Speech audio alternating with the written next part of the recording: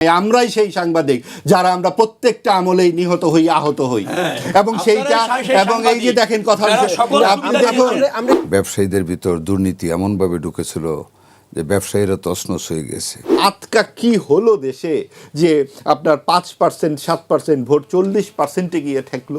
অতীত ফ্যাসিবাদী শক্তিকে নির্বাচনে রাখা মানে অন্তর্ভুক্তিমূলক। স্বাধীনতার পরের this is the best election. রাজনীতিতে প্রধান বিরোধী দলের ভূমিকায় আসবে এই কথা আমরা ভাবতে পেরেছিলাম। ধর্মের ব্যবহার করে অথবা আঞ্চলিকতা ব্যবহার করে রাজনৈতিক সুবিধা নেওয়াটা কোনো প্রতিষ্ঠিত রাজনৈতিক দলের চরিত্র হতে পারে না।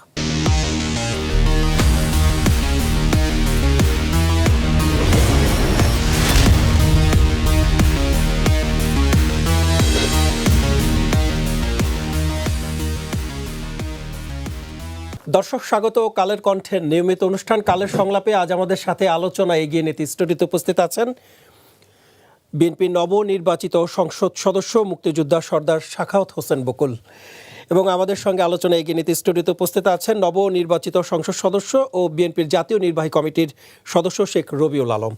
আলোচনা এগিয়ে নিতে স্টুডিওতে উপস্থিত আছেন সিনিয়র সাংবাদিক মাহবুব আজিজ। আপনাদের তিনজনকে স্বাগত কালের কণ্ঠের স্টুডিওতে। দর্শক, বহুল আকাঙ্ক্ষিত নির্বাচনে নিরঙ্কুশ সংখ্যা গরিষ্ঠতা পেয়ে সরকার গঠন করতে যাচ্ছে বিএনপি। দু এক জায়গায় ভোটের ফলাফল কারচুপির অভিযোগ থাকলেও ফলাফল মেনে নিয়ে দায়িত্বশীল বিরোধী দলের আচরণ করতে অঙ্গীকার করেছেন জামায়াতের আমির ডক্টর শফিকুর রহমান। অপরদিকে নির্বাচন প্রক্রিয়া ও সব দলের অংশগ্রহণ নিয়ে নির্বাচন হওয়ার সন্তোষ প্রকাশ করেছেন বিদেশি পর্যবেক্ষক দল। সমসাময়িক রাজনৈতিক বিষয় নিয়ে আজকে আমরা আলোচনা করব। আমাদের আলোচনার বিষয় নির্ধারিত হয়েছে সন্তুষ্টি নির্বাচনে গণতন্ত্রের বিজয়। শুরুতে মাহবুব আজিজ ভাই, আমি আপনাকে দিয়ে শুরু করতে চাই। এই যে ইউরোপীয় ইউনিয়নের পর্যবেক্ষক দল সহ বিদেশি পর্যবেক্ষক যারা ছিলেন সবাই নির্বাচনের পরিবেশ নিয়ে সন্তোষ প্রকাশ করেছেন।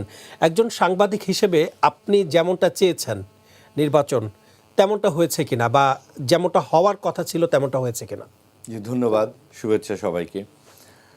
দেখুন, দীর্ঘ প্রায় 1.5 দশক পর বহুল প্রত্যাশিত একটি নির্বাচন, এবং যেই আমিডামি রাতের বেলা নির্বাচন, প্রার্থীহীন নির্বাচনের যে অভিজ্ঞতা মানুষের, ভোটারদের, এবং একটা প্রবল জনমত, একটা গণতন্ত্র বাকস্বাধীনতার জন্যে তার সেই পথে উত্তরণের প্রথম ধাপ হচ্ছে নির্বাচন। কাজেই মানুষের অত্যন্ত কৌতূহল ছিল, আগ্রহ ছিল এই নির্বাচনের ব্যাপারে। সারা দেশ জুড়ে একটা উৎসব মুখর পরিস্থিতিও তৈরি হয়। সকলেই ভোটে অংশ নেবার চেষ্টা করেছেন। বিভিন্ন কয়েকটি বিতর্কিত বিষয় থাকলেও শেষ পর্যন্ত দেখা গেছে যে মানুষ আসলে ভোটে অংশ নিয়েছে এবং তারা তাদের রায় দিয়েছে। যেই ব্যাপারটি দেখা গেছে, আপনি সাংবাদিক হিসেবে জিজ্ঞেস করলেন, সাংবাদিক হিসেবে তো বটেই, একজন নাগরিক হিসেবেও আমার মনে হয়েছে যে অন্তর্ভুক্তিমূলক সমাজের আকাঙ্ক্ষা 24-এর গণ অভ্যুত্থানে তা সম্পূর্ণ পূরণ হয়নি এই নির্বাচনে। এই নির্বাচনে একটি অংশ অবশ্যই নির্বাচনের বাইরে ছিল, যেমনটি গত 15 বছর আমরা দেখেছি বিএনপি জামাতকে বাদ দিয়ে নির্বাচন করবার একটা চেষ্টা সরকারিভাবে ছিল। এইবারও এই দফাতে সরকার কোনো রাজনৈতিক সরকার না হলেও অন্তর্বর্তীকালীন সরকারের একটা প্রচেষ্টা ছিল যে আওয়ামী লীগ এবং সমমনাদের বাদ দিয়ে একটা নির্বাচন করা। সেই ক্ষেত্রে বিএনপি ও সমমনারা যাতে নির্বাচনে অংশগ্রহণ করে, কিন্তু যতই নির্বাচন ঘনিয়ে আসে তখন কিন্তু বিএনপি ও সমমনারা থাকে না। সেখানে দেখা গেছে যে একটা প্রবল বিরোধী শক্তি মাথাচাড়া দিয়ে ওঠে, এবং বিএনপি একটি মধ্যপন্থী উদার রাজনৈতিক দল হিসেবে ইতিহাস, ঐতিহ্য, মুক্তিযুদ্ধকে ধারণ করে নির্বাচনে অবতীর্ণ হয়, এবং এটা পুরো জাতির সামনে একটা বড় রকমের ঝুঁকিপূর্ণ বিষয় হয়ে দাঁড়িয়েছিল যে সাম্প্রদায়িক শক্তি যদি জয়লাভ করে তাহলে বাংলাদেশের পুরো ইতিহাস, আদল ইত্যাদি বর্তমান ভবিষ্যৎই তো অন্যরকম হয়ে যেতে পারে। আচ্ছা, আপনি যে নির্বাচন অন্তর্ভুক্তিমূলক নিয়ে একটি প্রশ্ন তুলেছেন, আমরা দেখেছি যে অতীতে এত বিদেশি পর্যবেক্ষক আসেনি, এবার যতটা এসেছে তারা তো সন্তোষ প্রকাশ করেছেন। আচ্ছা, আমরা কি ভারত কিংবা আমেরিকার কোনো নির্বাচনে গিয়ে আমাদের সন্তুষ্টির উপরে কি তাদের সন্তুষ্টি নির্ভর করে? এগুলো তো আসলে এই যে নিজেদের গণতন্ত্রকে, নিজেদের গণমাধ্যমের স্বাধীনতাকে, নিজেদের বাক স্বাধীনতাকে আমরা অন্যের হাতে তুলে দিতে চাই। তারা কি বললো না বললো এটা তো পরের কথা। আমাদের অভিজ্ঞতা কি বলে? আমাদের অভিজ্ঞতা বলে যে আমরা একটা অন্তর্ভুক্ত সমাজ চেয়েছি, চাই, ভবিষ্যতেও চাইব। সেটা যে আমলেই হোক না কেন, সেটা যদি আওয়ামী লীগ করে সেটা খারাপ হয়ে যাবে, বিএনপি করলে সেটা ভালো হবে, আমরা সেই জায়গায় যেতে চাই না। আমরা এই কথাও মনে রাখছি যে 24-এর গণ অভ্যুত্থানে 1,500 মানুষের করুণ মৃত্যু হয়েছে, আত্মাহুতি হয়েছে, আওয়ামী লীগের অপশাসনের বিরুদ্ধে হয়েছে, স্বৈরাচারের বিরুদ্ধে হয়েছে, কর্তৃত্ববাদের বিরুদ্ধে হয়েছে। সেই জন্য আওয়ামী লীগের যারা দোষী নেতৃত্বের অবশ্যই বিচারের আওতায় আনতে হবে। সেই যে দাবি সেটা তো নস্যাৎ হয়ে যাচ্ছে না। এবং আমাদের প্রত্যাশা ছিল আওয়ামী লীগ আসবে কি আসবে না এটা আওয়ামী লীগের ব্যাপার।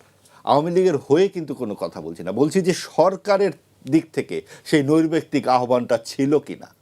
সরকার শুরু থেকেই আপনি দেখুন এত ভোট, 40% ভোট জামাতের আসে থেকে 4-7% ভোট তার সর্বশেষ নির্বাচনে, 8 সাল যদি আমরা ধরি সর্বশেষ গ্রাহ্য নির্বাচন, সেবার তারা আসন পেয়েছে 2টি, তার আগে পেয়েছে সর্বোচ্চ আসন পেয়েছে তারা 18টি, সেটাও আবার বিএনপির ঘাড়ে চেপে একবার তারা সরকারে গেছে। নিজে যখন তারা একা নির্বাচন করেছে 2 থেকে 3টি আসন পেয়েছে। আজকা কি হলো দেশে যে আপনার 5%, 7% ভোট 40%-এ গিয়ে ঠেকলো? কাজেই এই বিবেচনাগুলো কিন্তু আমাদের আনতে হবে। এখানে কি আওয়ামী লীগের ভোট যুক্ত হলো? আওয়ামী লীগ কি চাইলো যে জামাতকে ভোট দিয়ে জামাতকে দেশে এনে একটা সাম্প্রদায়িক শক্তিকে দেশে এনে দেখুক মানুষ, বুঝুক যে আওয়ামী লীগ না থাকলে কি হয়? এটা কি হতে পারে? আবার এটা কি হতে পারে যে কোনো রকম ইঞ্জিনিয়ারিং?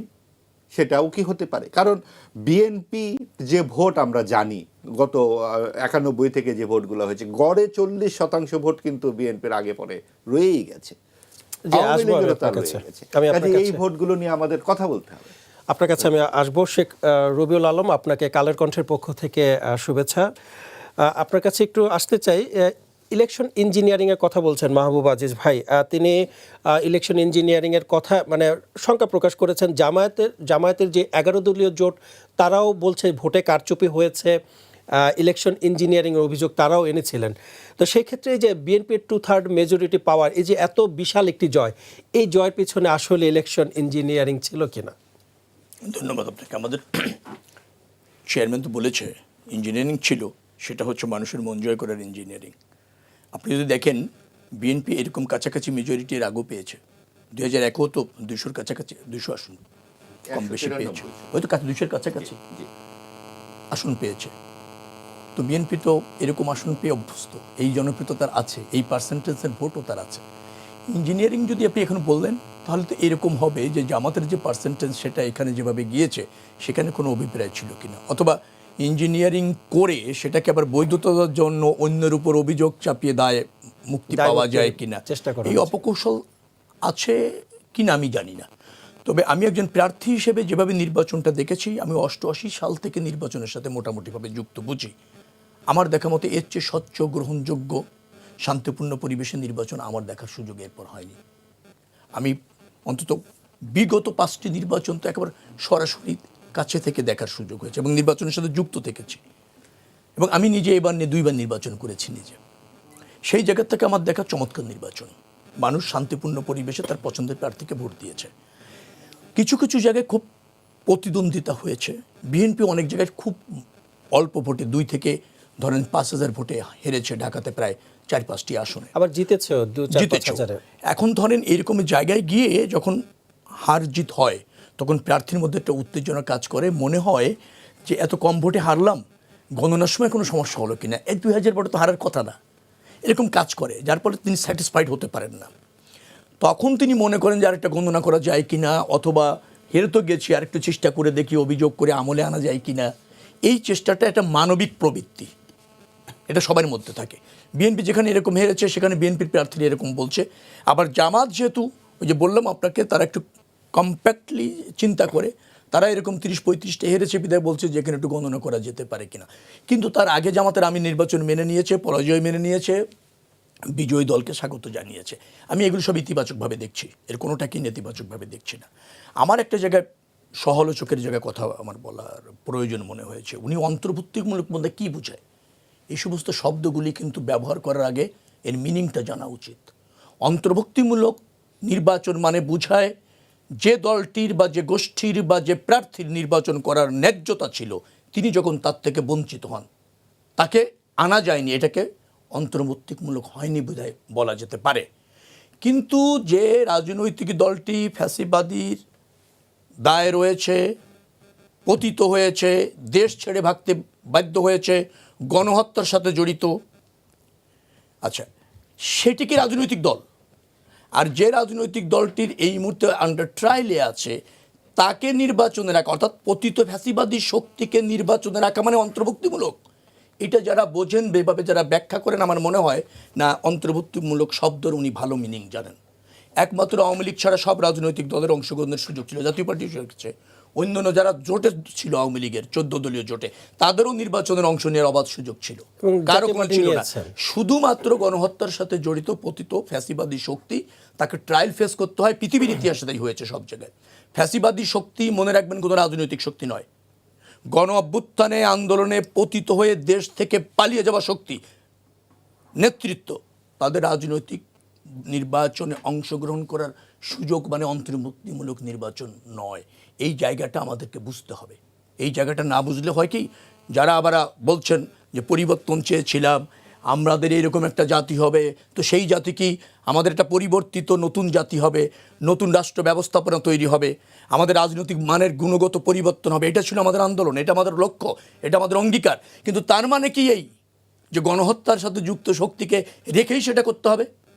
গণহত্যার সাথে যুক্ত শক্তি যদি অবাধে রাজনৈতিক করার সুযোগ পায়, নির্বাচন করার সুযোগ পায়, তো তার বিচার আর তার দায় কে নেবে? এবং তিনি কি কোনো বৈধ শক্তি হতে পারেন কিনা নির্বাচনে অংশ নেওয়ার? আপনি গণহত্যা করবেন, গণতন্ত্র হত্যা করবেন, মানে নিধন করবেন, সবই করলেন আপনি, এবং জনরোষে আপনি পতিত হলেন, আপনি বিচারের সম্মুখীন হচ্ছেন, আবার সুন্দর করে বলছেন আমার নির্বাচনের অধিকারটা কোথায়? আগে দেন আমার নির্বাচনের অধিকারটা, সেটা থাকে কিনা, সেটা হয় কিনা, সেই জায়গাগুলিতে একটু বিচার করার প্রয়োজন রয়েছে। তবে একটা কথা আমি আপনাকে বলি যে আমরা সব কিছু মিলে সঠিক পথে আছি, ভালো নির্বাচন হয়েছে, এখনো পর্যন্ত প্রচণ্ড রকমের সৌহার্দ্যতা আমরা দেখছি। ধরেন বিএনপি ব্রুট মেজরিটি পেয়েছে, জামাত অনেক ভালো করেছে, যেটা করার কথা না। বিহাইন্ডে কি আছে সে বিতর্কে আজকে না যাই, অভিনন্দন জানাই তাদেরকে, তারা অনেক ভালো করেছে। শক্তিশালী বিরোধী দলও তোর প্রয়োজন আছে, বিরোধী দল তার দায়িত্ব বোঝার প্রয়োজন আছে, সরকার যেটা গঠিত হবে সরকারি দলেরও দায় রয়েছে। এবার পার্লামেন্ট আবার একটু অন্যরকম হবে, শুধু বিরোধী দলের আপনার মেম্বার অফ পার্লামেন্টদের কাছে আপনার জবাবদিহি করতে হবে না, আপনাকে কিন্তু নিজের দলের পার্লামেন্ট মেম্বারদের কাছে জবাবদিহি করতে হবে সরকারকে। অর্থাৎ আমি বলছি শাসন বিভাগ মানে যেটা সরকার, তাকে আইন বিভাগের কাছে, সংসদের কাছে সম্পূর্ণ দায়বদ্ধ থেকে সরকার পরিচালনা করতে হবে।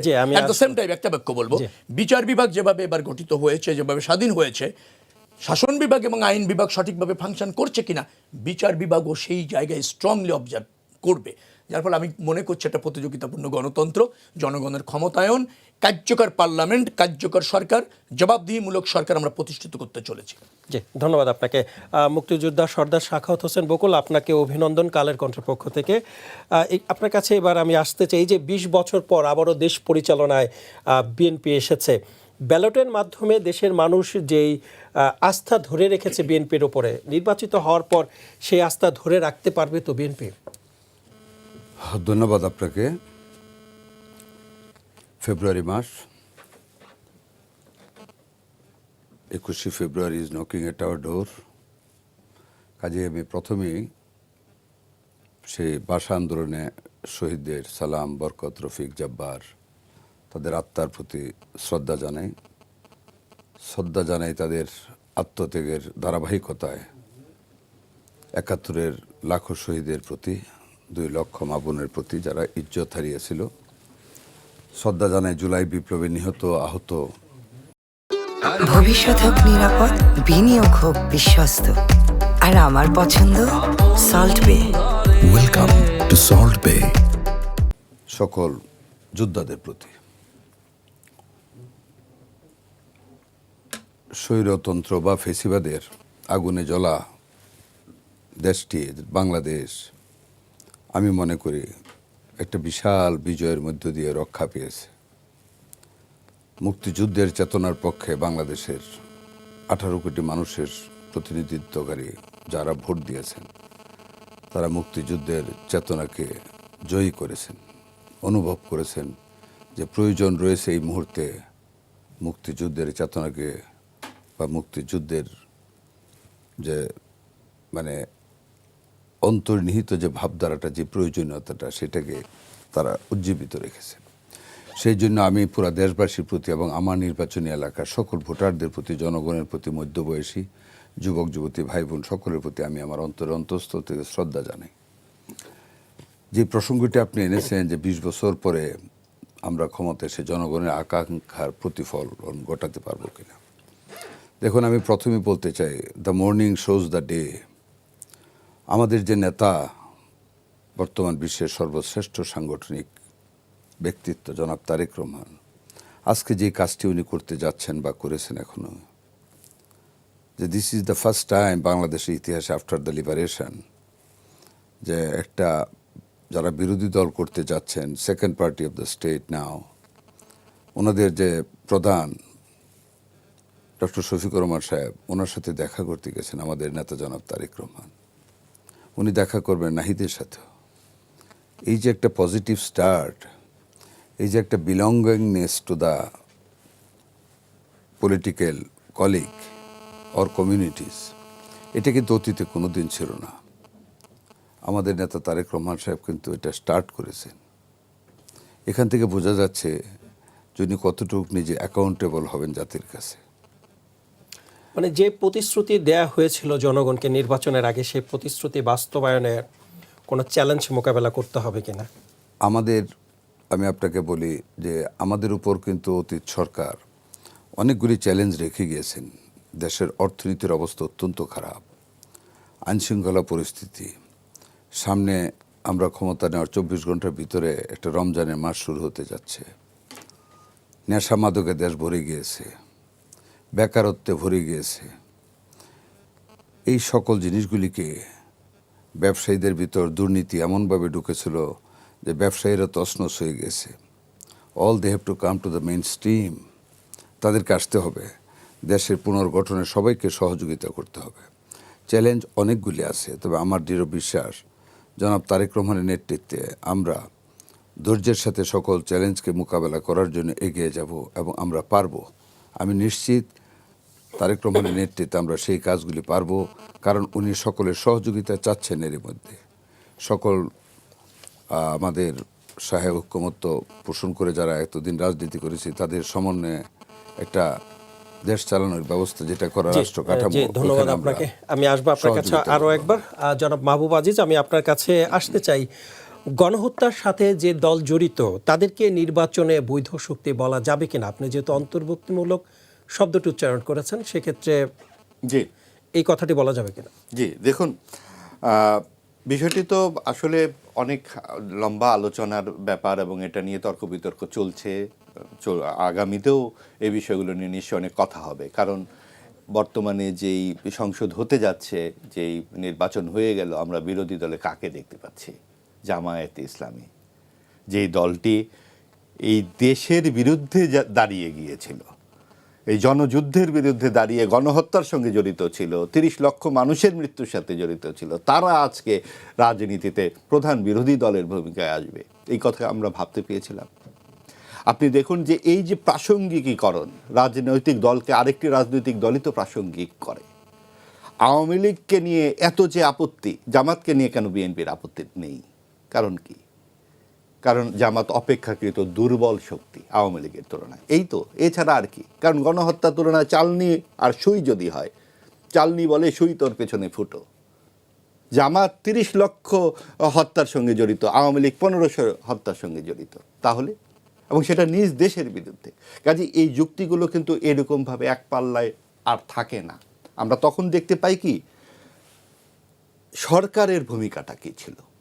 সরকারকে আপনি দেখুন যে গত 18 মাসে এই ডানপন্থার যে সাম্প্রদায়িক শক্তি, তাকে পুষ্ট করবার জন্য রীতিমতো এক ধরনের আশকারা কি দেয়নি সরকার?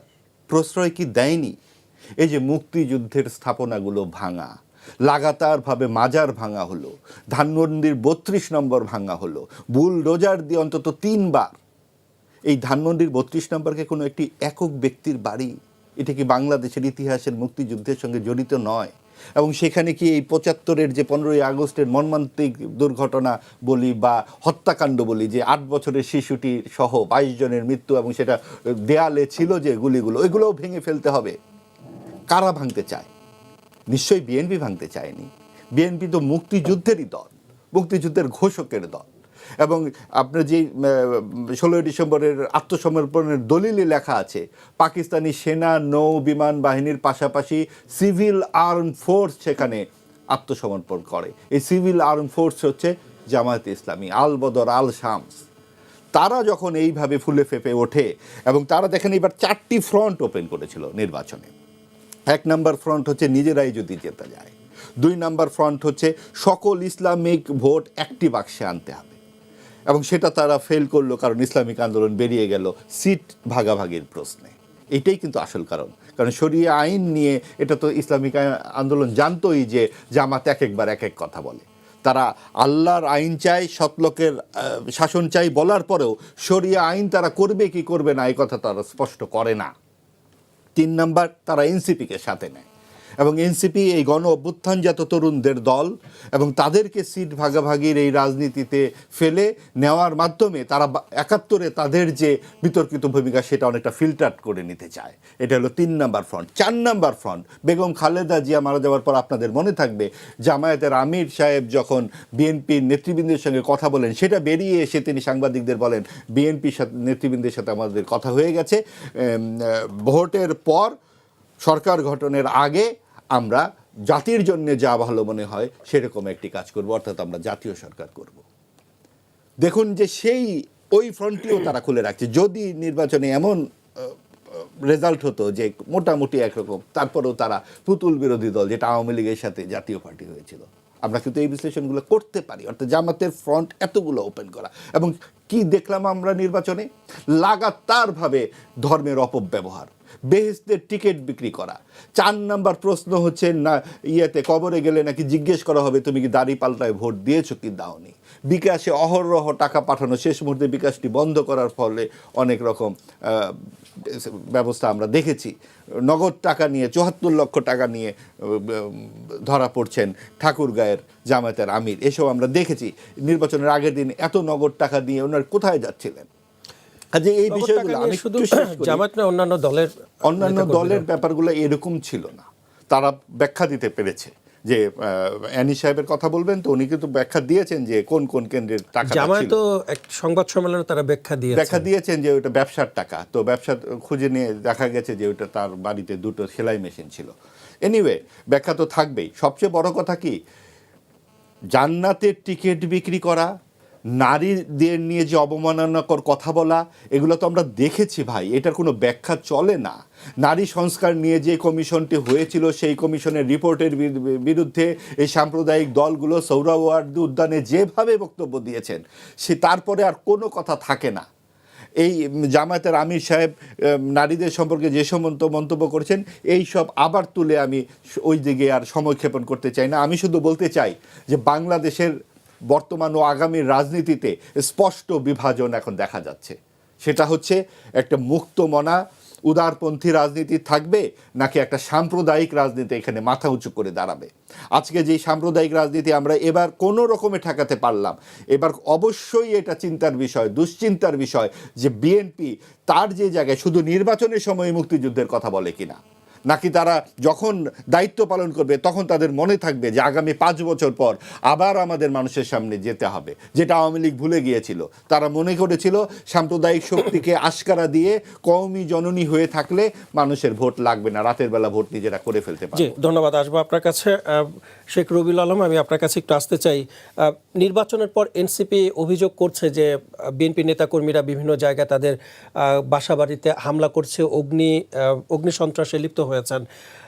রাজনৈতিক বিশ্লেষকরা বলছেন শুরুতেই বিএনপিকে তাদের নেতাকর্মীদেরকে নিয়ন্ত্রণে রাখতে হবে, তা না হলে দেখা যাবে যে আওয়ামী লীগের মতো স্বৈরাচার মনোভাব তাদের ভিতরে আসতে পারে। হ্যাঁ, বিএনপিকে তো অ্যাডভাইস শুনতেই হচ্ছে, সব মানুষের অভিযোগ আর অ্যাডভাইস। কিন্তু কেউ মনে করছে না বিএনপি বাংলাদেশের সর্ববৃহৎ দায়িত্বশীল রাজনৈতিক দল, জনপ্রিয় রাজনৈতিক দল। সে তার করণীয় সম্পর্কে জ্ঞাত, অভিজ্ঞ এবং অঙ্গীকারাবদ্ধ, এটা তো আর মনে করছেন না। এটা বাংলাদেশের রাজনীতিতে হয়ে গেছে। মেজরিটি দল অথবা সরকারি দলে খালি সমালোচনা করা, অন্যদের আর সমালোচনার দরকার নেই। অন্যরা দায়িত্বটা পালন করছেন কিনা, অথবা সব সংঘাতকে রাজনৈতিক সংঘাত মনে করা যাচ্ছে কিনা, সেই জায়গায় কিন্তু আরও সচেতনতার প্রয়োজন আছে। অবশ্যই বিএনপির দায়িত্ব আছে, বিজয়ী হয়েছে, ব্রুট মেজরিটি পেয়েছে, মানুষের প্রত্যাশা তার প্রতি আছে, তার দায়িত্ব রয়েছে, দায় নিতে হবে বিএনপিকে, সে জায়গায় আমি একমত, কোনো সন্দেহ নেই। কিন্তু মনে রাখতে হবে যে সব সংঘাত একটা নির্বাচনের পরে ডেফিনেটলি বিএনপির কর্মীরা সংযত, এবং বাংলাদেশের ইতিহাসে সবচেয়ে বেশি সংযত, এবং নির্বাচন চলাকালীন সময় এবং নির্বাচন পরবর্তীতে যদি আপনি বলেন সংযত। দু একটি ঘটনা বিভিন্ন জায়গায় ঘটেছে। কিন্তু টিআইবি রিপোর্টে আমরা দেখেছি যে নির্বাচনের আগে 600টি সংঘর্ষের মধ্যে 550টি বিএনপি জড়িত। আপনি সংযতর কথা বলছিলেন, আপনি এরকম সংঘাত কোথায় পেলেন? টিআইবি তো রিপোর্ট দিয়ে দিল। কোথায় এমন একটা নির্বাচন হলো বলতে গেলে নির্বাচন চলাকালীন সময় এবং তার আগে এই ধরনের সংঘাতহীন নির্বাচন এর আগে কোনদিন হয়েছে? একপক্ষীয় নির্বাচন করেছে আওয়ামী লীগ, একপক্ষীয়, সেখানে মৃত্যুর সংখ্যা 37, 35, ইউনিয়ন কাউন্সিলে 173 মৃত্যুর সংখ্যা, আর সংঘাতের শেষ নেই। একপক্ষীয় নির্বাচন ছিল, এইরকমের একটা উত্তেজনাপূর্ণ নির্বাচন, সেখানে সংঘাত নাই বললেই চলে, জীবনহানি হয় নাই। তারপর নির্বাচনের পরে যেগুলি হয়েছে, বিজয়ী প্রার্থী পরাজিত প্রার্থীও লাগে না, অঞ্চল কেন্দ্রিক বিভিন্ন সংঘাত কম বেশি হয়ে যায় বাংলাদেশের নির্বাচনে, বংশকেন্দ্রিক, গোষ্ঠীকেন্দ্রিক, এলাকা কেন্দ্রিক কম বেশি কিছু হয়েছে, হতে পারে, কিন্তু সেটাকেই রাজনৈতিক সংঘাত মানে বলবো না আমি, এবং রাজনৈতিক পৃষ্ঠপোষকতা সেটা বলা যাবে না, দলের উদ্যোগে বা দলের অংশগ্রহণে সেটা বলা যাবে না। সব সংঘাতকে এইভাবে রাজনৈতিকভাবে দেখাটা ঠিক হবে না। হ্যাঁ, যদি যেখানে হয়েছে একটি জায়গায় তদন্ত করতে হবে, দোষীদের জন্য শাস্তির ব্যবস্থা করতে হবে। বিএনপিতে এই মুহূর্তে সরকার নাই, সরকার আছে, ব্যবস্থা নিক না, বিএনপি তো ডিপেন্ড করছে না। আর বিএনপি ওত নেওয়ার পর সরকার গঠন করলে ডেফিনেটলি সেটা বিচার হবে। আমরা কোনো হত্যা চাই না, কোনো সংঘাত চাই না, কিন্তু ঘটনা হচ্ছে সংঘাত ঘটলেই দায় বিএনপির, সেটাও আমরা আবার চাই না, এভাবেও চাই না। জবাবদিহিতার জায়গায় আসতে চাই, বস্তুনিষ্ঠভাবে এই জিনিসগুলি দেখতে চাই। তাহলে যে এনসিপির নেতারা যে অভিযোগ করছেন সেগুলো কি মিথ্যে? এনজিপি তো গত 1.5 বছর ধরে খালি অভিযোগ করেছে, আর কি আছে? নিজেদের দায়িত্ব কতটুকু, দায় নিয়েছেন কতটুকু, করেছেন কতটুকু? 1.5 বছর ধরে তো খালি অভিযোগ। তাদের রাজনীতিটি তো অভিযোগের রাজনীতি, এছাড়া তো আমি কিছু পাইনি। অঙ্গীকার কোথায় আছে? কোনো জায়গায় আমি অঙ্গীকার দেখি না। প্রথমে 300 সিট পেতেন, তারপরে 3 মাস পর বললেন, প্রথমে বলেছেন 300 আসন তারা পাবেনি, 3 মাস পরে এসে বললেন 150 আসন নিশ্চিত, আবার প্রার্থী দেওয়ার সময় দিলেন 30টাতে মাত্র। তো এরকম তো আছে। আমি মনে করি একটা রাজনৈতিক দল অনেক কিছু বলার তার অধিকার আছে, সেই জায়গার থেকে বলেছে, কিন্তু তার সব কথাকে গুরুত্ব দিতে হবে সেটা আমি মনে করছি না, সব অভিযোগকে আমলে নিতে হবে তা আমি মনে করছি না।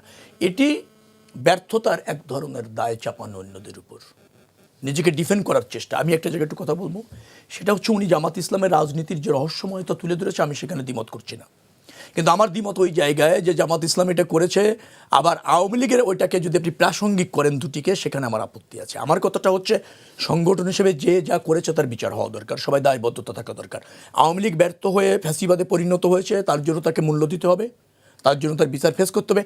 ডেফিনেটলি জামাত ইসলাম যে রহস্যময় রাজনীতি করছে, ধর্মের ব্যবহার, তাদের মূলনীতি ঘোষণাপত্র অস্পষ্ট, পার্সেস মেন্টালিটি, অভিযোগ নিজের মনে করেন অন্য ওর উপর দায় চাপানো, নিজের ক্ষেত্রে সবসময় যদি একটা গোষ্ঠীর স্বার্থ সংরক্ষণ, জাতির স্বার্থ না। কোনো জায়গায় আপনি যখন মানুষের কাছে ভোট চাইতে যাচ্ছেন, সরিয়ে আইনি কথা বলছেন, যখন আপনি বিদেশিদের সাথে বসছেন, ইউরোপের সাথে বলছেন কি না সরিয়ে আইন বাইন বাস্তবায়নের কোনো ইচ্ছাই আমাদের নাই।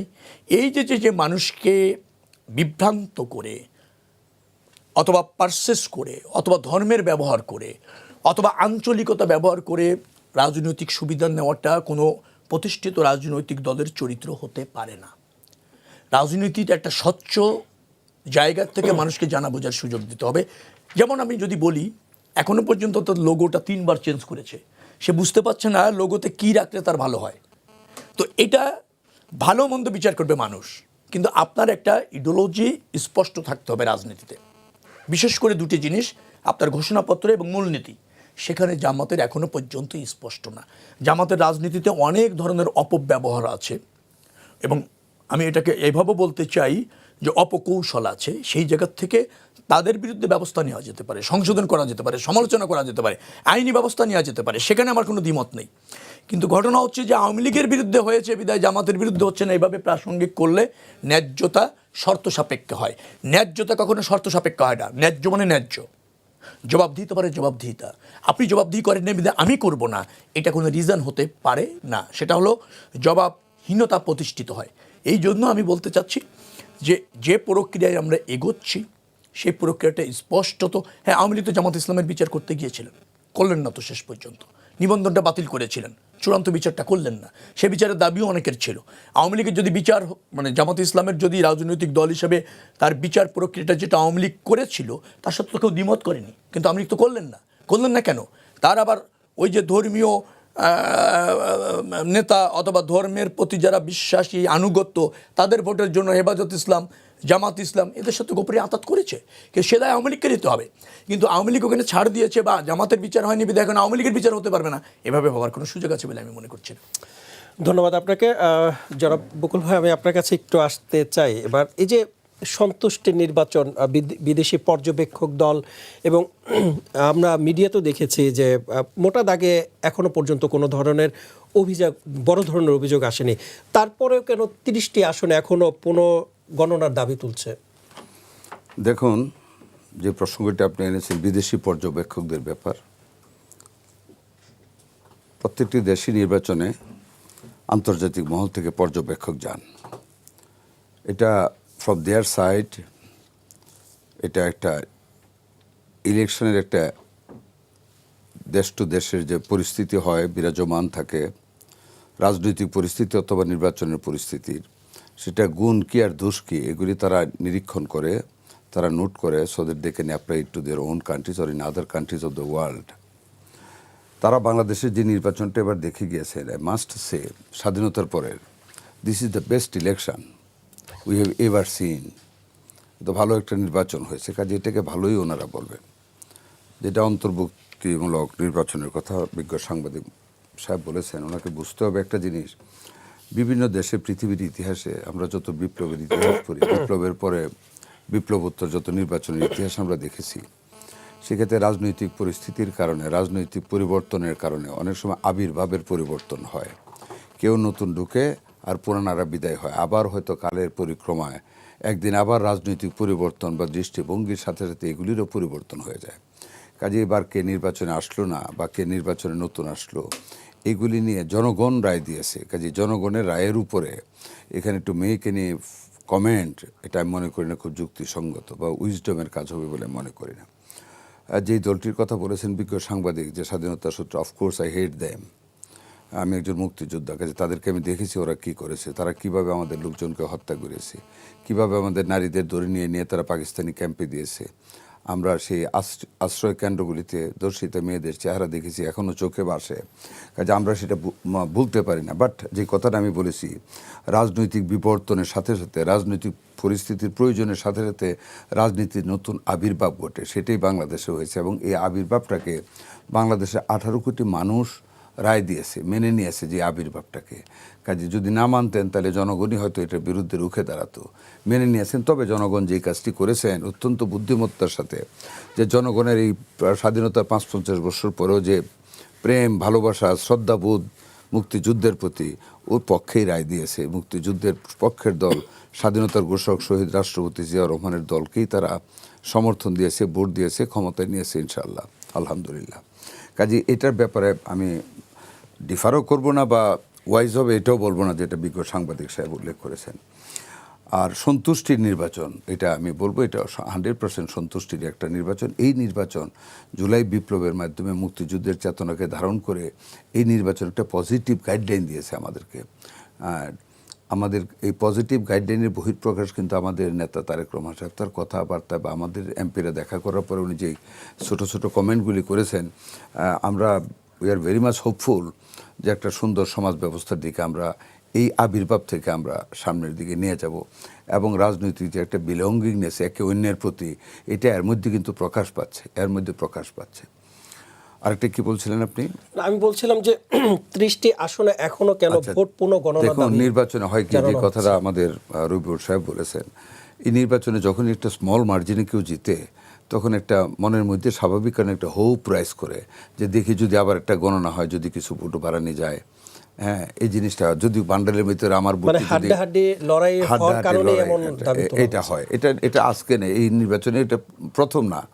এই নির্বাচনটা যেহেতু একটা নেক টু নেক ফাইট অনেকগুলি সিটে হয়েছে, কাজে সেখানে যে সেকেন্ড ক্যান্ডিডেট, তার একটা স্পৃহা জাগে, তার একটা উইশ কাজ করে যে যদি আবার রিকাউন্টিং হয় বা যে ভোটগুলিকে বাতিল ভোট বলেছে এখান থেকে যদি কিছু ভোট আসে, অথবা যে বান্ডলগুলি করেছে আমার ভোটটার নীতির ভোটের উপর, আমার ভোটের উপর যদি নীতির একটা ব্যালট দিয়ে কোনো polling officer the time of counting যদি 100 গুণে থাকে, হতে পারে এই ধরনের হয় নির্বাচনী কারচুপি।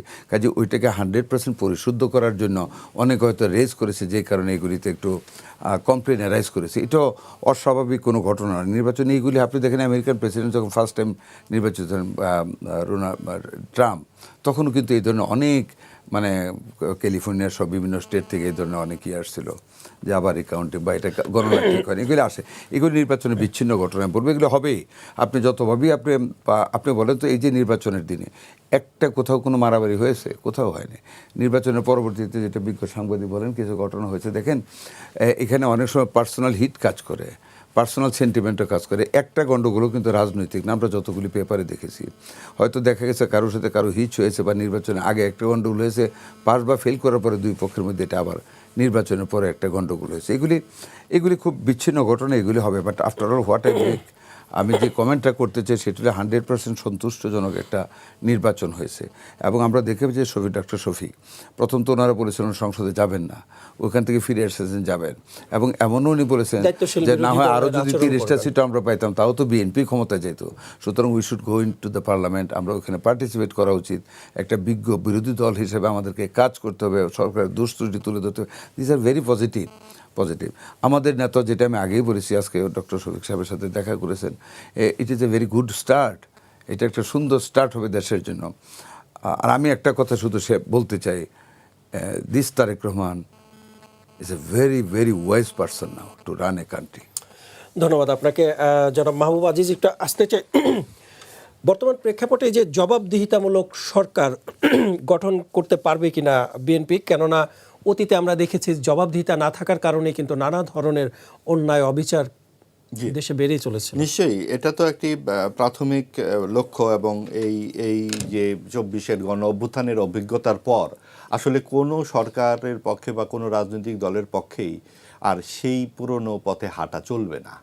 এটা মানুষের অভিজ্ঞতা হয়ে গেছে। যেই পরিমাণে মানুষ সেখানে আত্মত্যাগ করেছে, যে প্রবল দাবি, এবং আপনি খেয়াল করে দেখুন যে এই দাবি কিন্তু শুধু 24-এই নয়, গত 54 বছর, তারও আগে 69-এর গণঅভ্যুত্থান, বাংলাদেশের মানুষ কিন্তু এই জবাবদিহিতা এবং গণতন্ত্রের পক্ষেই তারা লড়াই চালিয়ে গেল একের পর এক। এবং রাজনৈতিক দলগুলো যখন যে ক্ষমতায় এসে অধিকাংশ ক্ষেত্রে আমরা দেখেছি সেই প্রত্যাশা বা প্রতিশ্রুতি তারা পূরণ করেনি।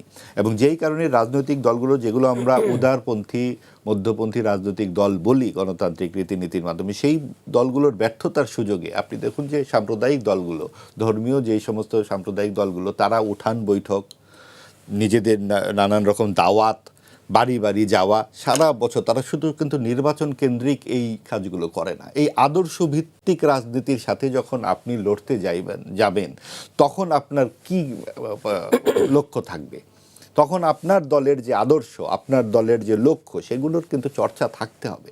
আমরা সবসময় দেখি যে গোষ্ঠীবাদ, কর্তৃত্ববাদ, স্বৈরাচারী এক ধরনের মানসিকতা, যে যখন ক্ষমতা যায় সব কিছু দখল করে দিতে হবে, নির্বাচনে বিজয়ী মানে হচ্ছে দেশটা তার হয়ে গেল, এবং যতদিন তারা ক্ষমতায় থাকবে আর কারো কোনো কথার সুযোগ নেই, কারণ আমরা তো জিতে এসেছি।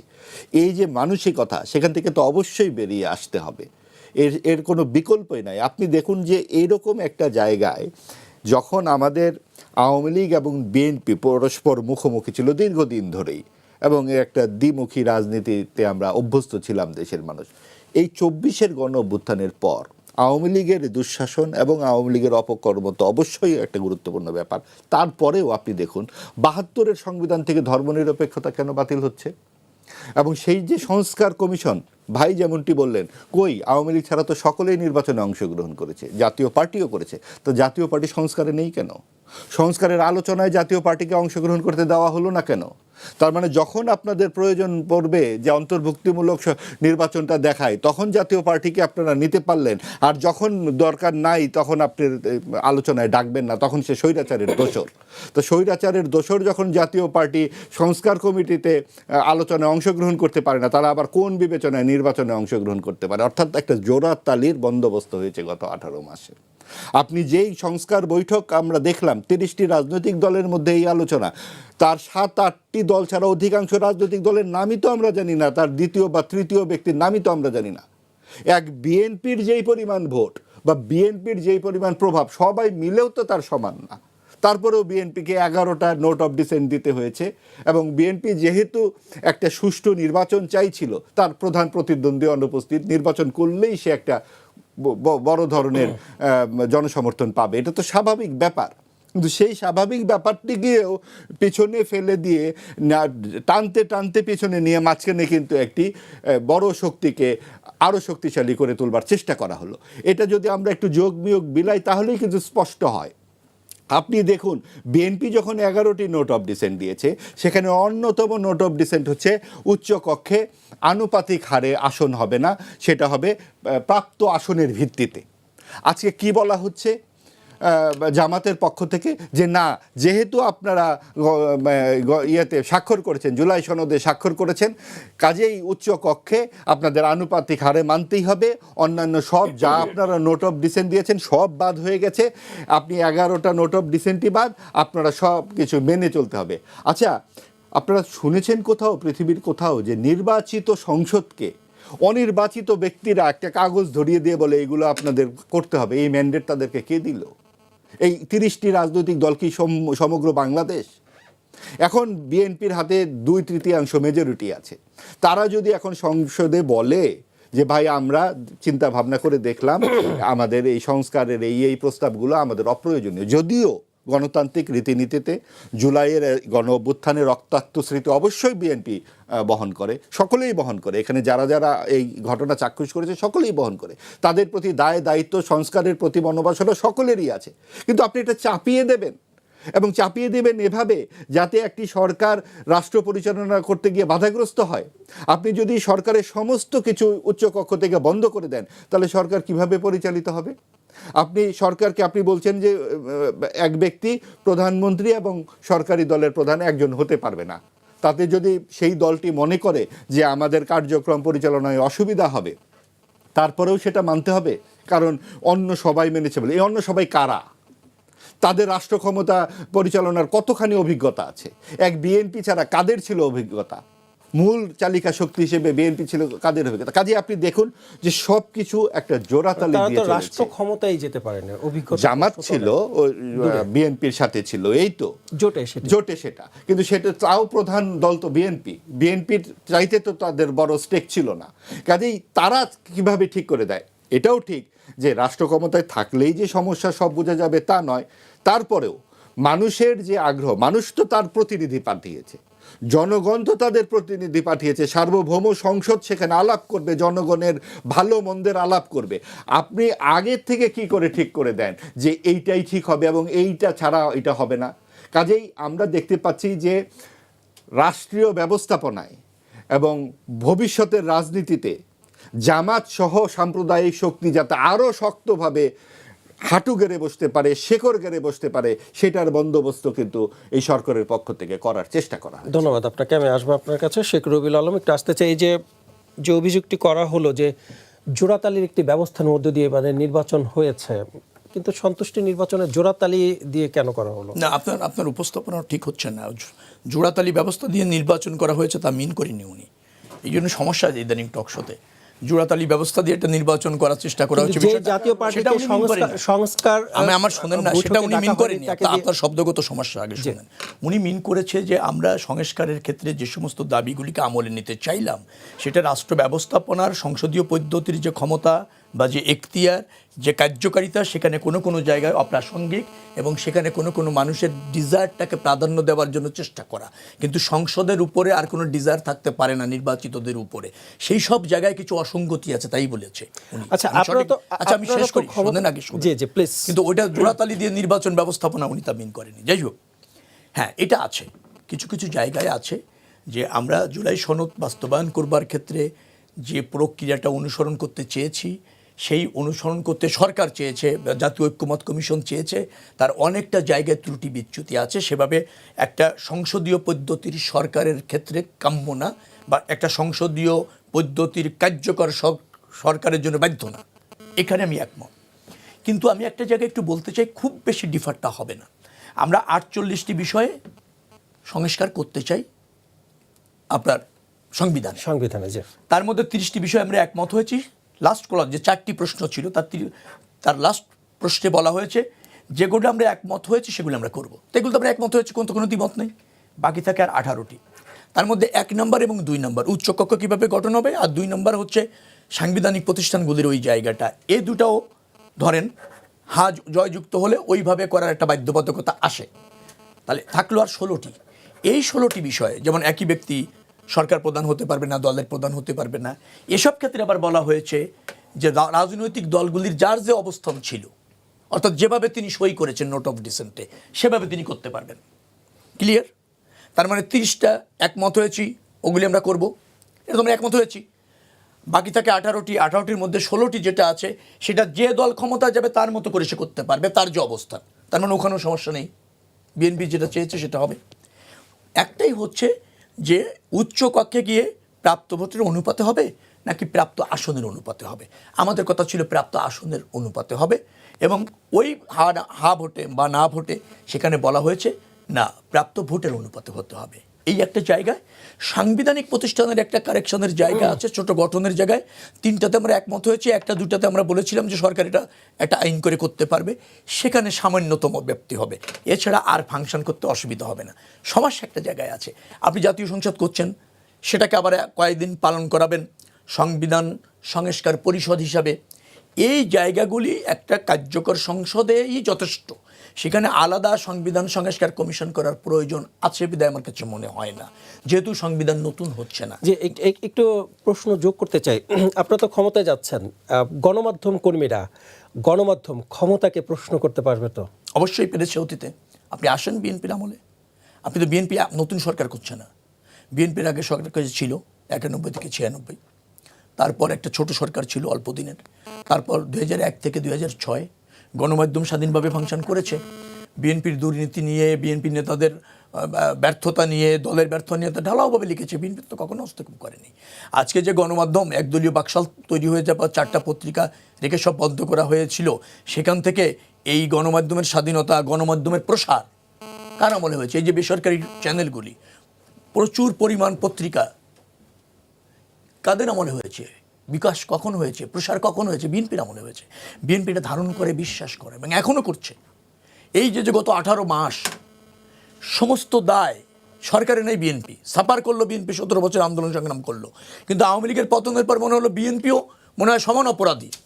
যারা সরকারের পতন ঘটালো, যারা গণতন্ত্রের জন্য লড়াই করলো, জীবন দিল, নিধন হলো, তাদের বিরুদ্ধে একই অপরাধ একইভাবে ট্রিট করে গণমাধ্যম, অন্যান্য আমাদের রাজনৈতিক প্রতিপক্ষ যারা আছে অথবা রাজনৈতিক প্রতিযোগী দল যারা আছে সব দায় চাপালো। বিএনপি তো হজম করেছে, মেনে নিয়েছে, ধৈর্য ধরেছে, দায় চাপিয়েছে, ধৈর্য ধরে হ্যাঁ করেছে। অনেক জায়গায় গণমাধ্যম সেভাবে, কিন্তু অন্য রাজনৈতিক দলগুলো তো বলছে যে গণমাধ্যম নাকি বিএনপির দিকে ঝুঁকে পড়েছে। না, সেটা অন্য জিনিস, কিন্তু ঘটনা হচ্ছে যে আমাদের হস্তক্ষেপ আছে কিনা সেটা বলেন।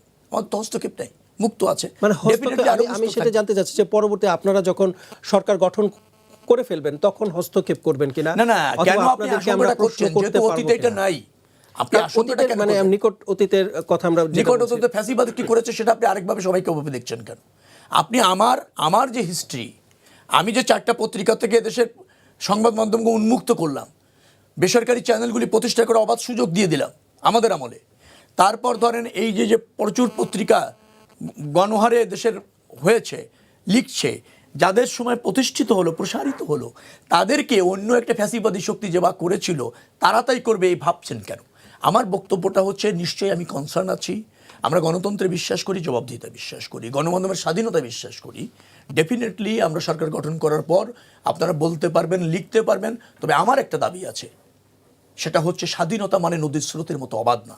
স্বাধীনতা হচ্ছে বস্তুনিষ্ঠতা দিয়ে সীমাবদ্ধ থাকা উচিত, এবং একজনের স্বাধীনতা আরেকজনের সম্মান এবং স্বাধীনতা দ্বারা সীমাবদ্ধ থাকা উচিত। গণমাধ্যম যেন সেটাও বোঝে।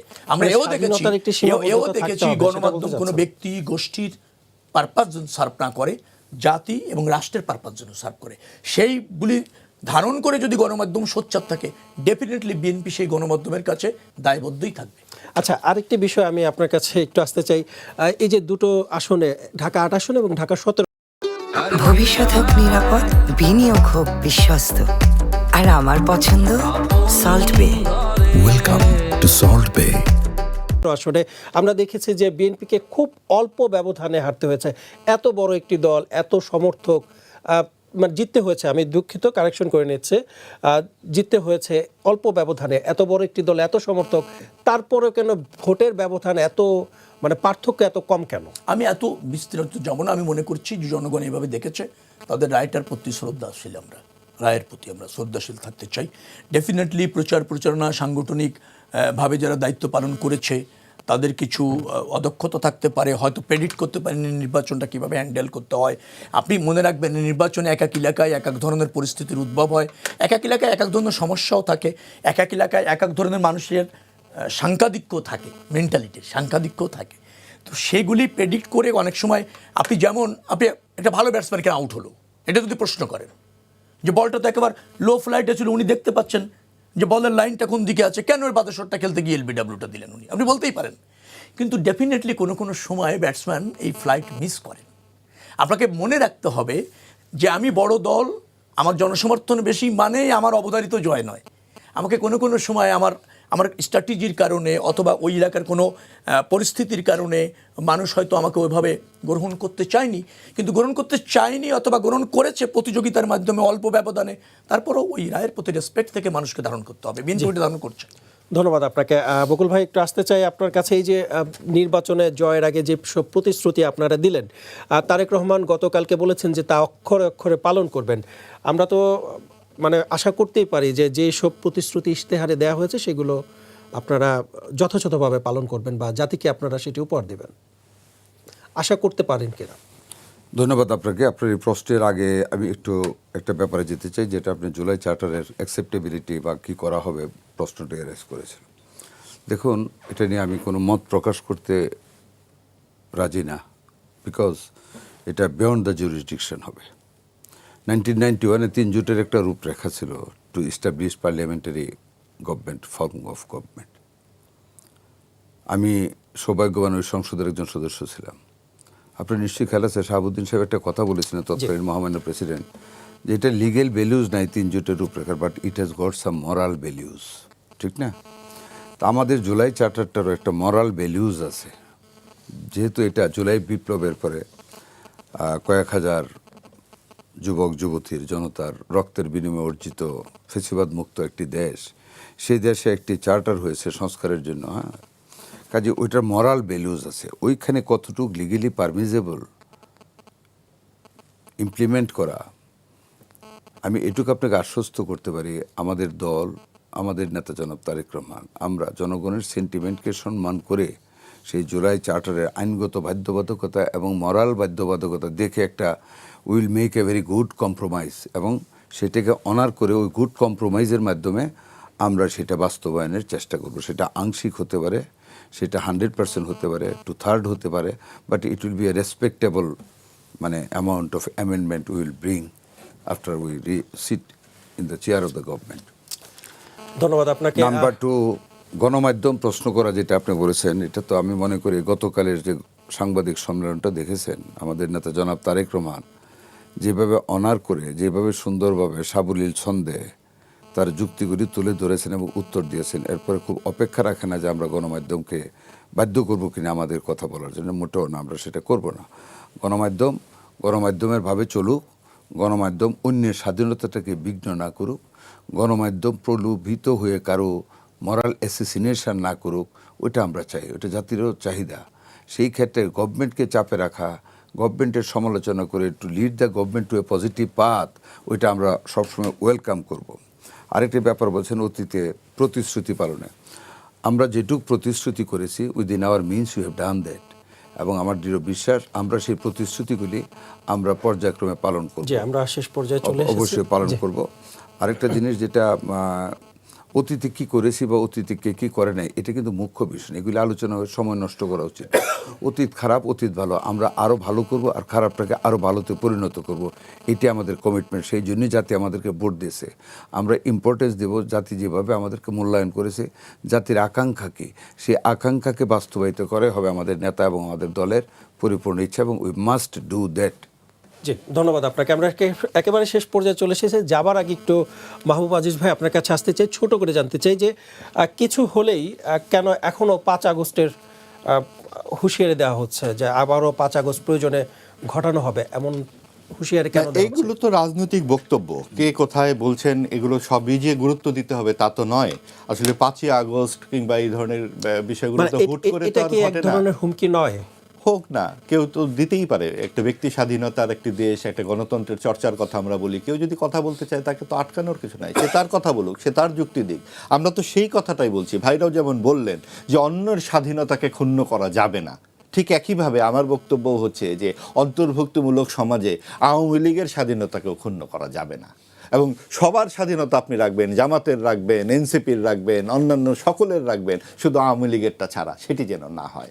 এবং ওই জায়গাতে আমার কথা হচ্ছে যে এখন এই যে ভোটগুলো যেভাবে হলো, এখানে সুপ্তগুপ্ত কারা, কি পর্যায়ে আপনার লুকিয়ে চুরিয়ে নানানভাবে আত্মগোপন করে থাকতে হয়। ভাই, সমাজে যদি আমরা বাস করি, আপনার 4 ভাই, তার কেউ একজন খুন করে ফেললো, কেউ একজন ডাকাতি করলো, তার জন্য তো আইন কানুন থাকবে, খুনের বিচারের ব্যবস্থা আছে। আপনি তাকে পিতার সম্পত্তি থেকে বঞ্চিত করতে পারেন না। এবং এইটাই হচ্ছে আমাদের অন্তর্ভুক্তিমূলক সমাজের আকাঙ্ক্ষা, যে আমরা সকলেই থাকি যে যার যে। গতকালকে সাংবাদিক সম্মেলনে তারেক রহমান সাহেব এটা বলেছেন, আমরা আইনের শাসন চাই। উনি কিন্তু এক লাইনেই উত্তরটা দিয়েছেন। এবং আইন যাতে কেউ হাতে তুলে নিতে না পারে, সেটার জন্যই কিন্তু প্রয়োজন। এখন মব সন্ত্রাসের বিরুদ্ধে আমাদের প্রত্যাশা থাকবে সংসদে সকলের আগে এই গত 18 মাসে যে ঘটনাগুলো ঘটেছে, আইনের শাসনের অনুপস্থিতি ঘটেছে বারংবার, এইটা যেন না ঘটে। অর্থাৎ আপনি বলতে পারেন যে আপনি 5ই আগস্ট ঘটাবেন, কিন্তু তাই বলে আপনি ঠাস করে একটা রাস্তা বন্ধ করে ফেলতে পারবেন না। দেশটা যেমন কারো বাপের না বলা হয়েছিল 24শে আগস্টে, রাস্তাও তেমন কারো বাপের না। আপনি অবশ্যই আপনার যেটা আপনার দাবি দাওয়া, সেটার জন্য আপনি পেশ করেন, একটা জায়গা মতো করেন। রাস্তাঘাট বন্ধ করে, মানুষের তো ভাই দিন আনি দিন খাই এই মধ্যবিত্ত নিম্নবিত্তের, আপনাদের হয়তো কোনো কাজ করতে হয় না, অন্যদের তো কাজ করতে হয়। কাজেই এই বিবেচনাগুলো যেন সরকার রাখে, এবং সরকারের প্রতি মানুষের যে এই প্রবল আস্থা, এই দেশটির জন্যই কিন্তু এই প্রবল আস্থা কিন্তু তাদেরকে অবশ্যই ফিরিয়ে দিতে হবে। জি, ধন্যবাদ আপনাকে। জি, বকুল ভাই একটু ছোট করে জানতে চাই। ছোট করে বলবো, একটু বিজ্ঞ সাংবাদিক আজিজ সাহেব খুব মায়া করেই বললেন আওয়ামী লীগের স্বাধীনতা যেন ক্ষুণ্ণ করা না হয়। কেন ক্ষুণ্ণ করা যাবে? আমি একটা কথা, আজকে উনি খুব সুন্দর সুন্দর কথা বলেছেন গভর্নমেন্টকে সাবধান করে এবং আওয়ামী লীগকে রক্ষার্থে সমালোচনার উপরে। আমি একটা কথা বলতে চাই, আমি খুব খুশি হইতাম যদি 5ই আগস্ট আগে ফেসিবাদ সরকারের সময় যদি এরকম সুন্দরভাবে কথাগুলি বলতেন। বই আর মুখে আমাকে তো সুযোগ দিতে হবে। আমাকে আপনি বলতে দেন। আমি বললাম, আমাকে একটু বলতে দেন, আমাকে একটু বলতে। আচ্ছা, আমাকে কিন্তু উত্তর দিতে হবে। যখন আমাদের নেত্রী বেগম খালেদা জিয়ার বাসার সামনে বালির ভাত করা হয়েছিল, যখন উনি একটা নির্বাচনে বক্তব্য রাখার জন্য রাস্তায় বের হয়ে সন্ত্রাসীদের হামলায় গাড়ি ভাঙচুর করে ফেলা হয়েছিল, যখন ওনাকে এক ফাতেমাকে সঙ্গী করে সেই নির্জন কারাগারে রাখা হয়েছিল, তখন বিজ্ঞ সাংবাদিকদের মুখ এভাবে খুলতে কোনোদিন দেখিনি। এখানে আমার দুঃখ। আচ্ছা, আমাকে এখন বলার জন্য এটা বলবো, আপনি বলে আবার আমাকে উত্তর দিতে হবে। না, আমাকে বলেছেন না, এই প্রসঙ্গে তো আমি বলি আমার কথা আছে। আমি এই প্রসঙ্গে আমি বলতেছি, তখন যদি বিজ্ঞ সাংবাদিকেরা সেই ফেসিবাদের বিরুদ্ধে কথা বলতেন, সরকারকে সাবধান করতেন, আজকে যেভাবে এখনো গভর্নমেন্টে বসে সাবধান করতে, আই ওয়েলকাম দ্যাট, আমরা হুঁশিয়ারি নিচ্ছি। কিন্তু তখন যদি বলতেন, তাহলে এতগুলি ভাই বোনের প্রাণ দিতে হতো না, এতগুলি মানুষ জীবন থেকে সরে যেত না। আরো বলবো, মুক্তিযুদ্ধের চেতনা সাম্প্রদায়িক শক্তিগুলি উত্থান ঘটতো না। কিন্তু তখন ধন্যবাদ আপনাকে। আমি একটু ছোট করে জানতে চাই। আমার একটা কথা আছে, সেটা হলো অন্যভাবে। সেটা হচ্ছে যে আওয়ামী লীগের স্বাধীনতা উনি কেন খুঁজছেন? আওয়ামী লীগ রাজনৈতিক দল আছে নাকি? অবশ্যই রাজনৈতিক দলের স্বাধীনতা থাকবে, কেউ হস্তক্ষেপ করতে পারবে না, উচিত না রাষ্ট্রের। কিন্তু একটা রাজনৈতিক যখন ফ্যাসিবাদী শক্তি পরিণত হয়, সে ট্রায়াল ফেস করা ছাড়া সে আবার স্বাধীনতা চাইবে? আপনি একটা অভিযুক্ত এবং আপনার বিরুদ্ধে অভিযোগ গঠন করা হয়েছে, আপনি একজন অপরাধী। এখন আপনি আপনার স্বাধীনতা চাইবেন নাকি ট্রায়াল ফেস করবেন? একটি রাজনৈতিক দল ফ্যাসিবাদী শক্তিতে পরিণত হয়েছে, গণ-অভ্যুত্থানে পতন হয়ে দেশ ত্যাগ ছাড়তে বাধ্য হয়েছে, ক্ষমতা ছাড়তে। তাকে আপনি রাজনৈতিক স্বাধীনতা দিতে চাচ্ছেন ট্রায়াল ফেস না করে? এভাবে যারা ভাবেন তারা কি স্বাধীনতা বোঝেন? প্রথম কথাটা হচ্ছে তাই। সরলীকরণ করছেন। প্লিজ, সরলীকরণ করে আপনি রাষ্ট্র ন্যায্যতা প্রতিষ্ঠিত করতে পারবেন না। প্রথমত, 7 বছর বেগম খালেদা জিয়া কোনো অপরাধ ছাড়া জেলে ছিলেন। ভাই তো বললেন যে বালির ট্রাকের কথা বললেন, অমুক বললেন, তমক বললেন, সেটা তো আছেই, বাদ দিয়ে দিলাম সেটা। এই দেশের একজন সাবেক প্রধানমন্ত্রী ছিলেন, বারবার রাষ্ট্র পরিচালনা করেছেন, কোনো অভিযোগ নেই, ভিত্তিহীন মামলায় আপনি 7 বছর কারাগারে জামিনটা দেন নাই। আমার কথাটা হচ্ছে ওনার 10 বছরে আপনি সাজা দিয়েছেন, গুড, হতে পারে আদালত, কিন্তু উনি 4টা ক্যারেক্টারিতে জামিন পান, জামিনটা পর্যন্ত না দিয়ে 7 বছরে আপনি কারাগারে রেখেছেন। তিনি নির্দোষ প্রমাণিত হলেন, খালাস পেলেন, 7 বছর তার জীবন থেকে ফেরত দিবেন? পারবেন দিতে? প্রতিবাদ করেছেন, কথা বলেছেন, যেটা অন্যায্য হচ্ছে বলেননি, এখন মায়া কান্না শুরু করেছেন। যারা এটা করছেন তারা অন্তরালে তারাও ফ্যাসিবাদী, এবং তারা ফ্যাসিবাদী শক্তিকে রাজনৈতিক শক্তি বলে প্রতিষ্ঠিত করতে চাচ্ছেন। এটা এইটা আরেক ধরনের ফ্যাসিবাদী প্রক্রিয়া এবং ফ্যাসিবাদী চিন্তা আমি মনে করি। আচ্ছা, আমি এখন সাংবাদিক বলবো তো? হলে যাই, আপনি শেষ করে আপনি আর বলেন না, আপনি তো না, বলছেন। অবশ্যই আমার কথা আপনি কি বলতে হবে। বলবেন? আপনি না, আমাকে ফ্যাসিবাদী আমরা বলে আজকে কথা বলতে একটু বলবেন, একটু আপনি শেষ শান্তভাবে করুন। আজকে না, জি, আমি এটা একটু ঠিক নয়। ছোট করে না, না, যাচ্ছি। যারা কেন কথা এসে বলতে দিবেন না? সরলীকরণ যে আমি করছেন, দিব, আমি ঠিক আপনাকে না, সময় এটা দেব যারা একটু। করছেন সীমা লঙ্ঘন করছেন। জাজমেন্ট করবেন কেন এবং আপনি? সীমা লঙ্ঘন কি করছেন আশ্চর্য। তারা। সীমা এটা লঙ্ঘন আল্লাহর করছেন মতো তারা। বলছেন, সীমা লঙ্ঘন স্বাধীনতা মানে এটা করছেন। না, আপনি ফ্যাসিবাদী শক্তির বিরুদ্ধে এসে যারা ট্রায়ালে রয়েছে তাদের পক্ষে কথা বলবেন, এটাও স্বাধীনতা নয়। এখানেও স্বাধীনতা করে, আমি আবারও বলছি, স্বাধীনতা মানে এমন অবাধ না আপনার যা মনে হবে তাই বলবেন। অপরাধীকে প্রকাশ্যে ডিপেন্ড করছেন ট্রায়াল শেষ হওয়ার আগ পর্যন্ত, এটাও এক ধরনের অপরাধ। ঠিক আছে, ধন্যবাদ। এখন আমি বলতে পারবো তো একেবারে নাকি? শেষ হ্যাঁ, পর্যায়ে চলে অবশ্যই। এসেছি, শোনেন, একটু ছোট করে জানতে আমাকে চাই। বলা হচ্ছে ফ্যাসিবাদী, আমি কথা বলবো না? এই যে আপনি ফ্যাসিবাদ চলেছে, একদিনে গুলশানে 4টি ফ্ল্যাট কিনেছে বেনজির সাহেব, এই লক্ষ লক্ষ টাকা পাচার, যেগুলো কোথার থেকে জেনেছেন আপনারা? এই সাংবাদিকরাই লিখেছে। এই যে বালির ট্রাক দিয়ে আটকানো হয়েছে, 8 বছরে এতিমের টাকার কথা বলা হয়েছে, এই ভুয়া মামলা, সাংবাদিকরা লেখে নাই? খবরগুলো আসলো কোথার থেকে? আজকের এত বড় গণঅভ্যুত্থান আকাশ থেকে পড়ে গেল? সাংবাদিকরা নির্যাতিত হয় নাই? গুম খুনের মধ্যে পড়ে নাই? আমার যে সমকালের প্রতিনিধি সেই ইয়েতে কোথায় গুলি খেয়ে 2 জন নিহত হয়েছে। কাজে এই সমস্ত কথাবার্তা আপনি যখনই এই যে সরকারে না যাওয়ার আগেই আপনি দেখুন কথাবার্তা সীমা লঙ্ঘন করছেন। এই সীমা লঙ্ঘন তো কোরআন শরীফের ভাষা ভাই। আপনি কে আবার সীমা লঙ্ঘন করে ঠিক করে দেওয়ার? আমার সংবিধান সম্মত অধিকার, বাক স্বাধীনতার অধিকার, আপনি কে আমাকে আটকাবেন যে আমি এই কথা বলবো? আমরা কখনোই সেটা কেউ আটকাতে পারি নাই। আমরাই সেই সাংবাদিক যারা আমরা প্রত্যেকটা আমলেই নিহত হই, আহত হই, এবং সেইটা, এবং এই যে দেখেন কথা, আপনি দেখুন, আমরা একটু আপনি শান্ত দেখুন